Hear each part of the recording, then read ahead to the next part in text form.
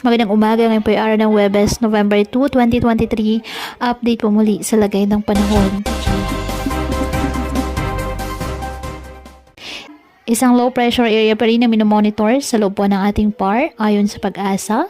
At ang sabing LPA ay nagpapaulan na po sa iba't ibang bahagi ng ating bansa. Mababa ang tsansa na nasabing LPA na maging bagyo. Share line nakakaapekto naman ngayon sa eastern section ng Northern Luzon at Central Luzon, habang ang amihan o northeast monsoon ay nakakaapekto naman sa nalalabing bahagi ng Northern at Central Luzon.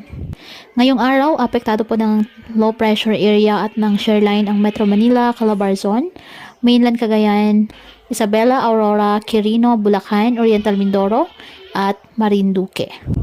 Ang Ilocos Region, Cordillera Administrative Region at nalalabing bahagi ng Cagayan Valley at nalalabing bahagi ng Central Luzon, apektado po ng amihan. Ang nalalabing bahagi ng ating bansa, apektado po ng mga localized thunderstorms, kaya asahan din po ang bagyang maulap hanggang sa maulap na halangitan with isolated rain showers or thunderstorms. Kaya patuloy po na pinag-iingat ang ating mga kababayan sa banta po ng mga pagbaha or landslide, lalo na kapag may malalakas na ulan, at ugaliin po na magdala palagi ng payong o kahit anong panangga sa ulan kapag lalabas ng ating mga tahanan. At yan po muna ang update sa lagay ng panahon ngayong araw. Muli patuloy po tayo na mag-ingat at palaging tandaan, God loves you. Stay safe and God bless.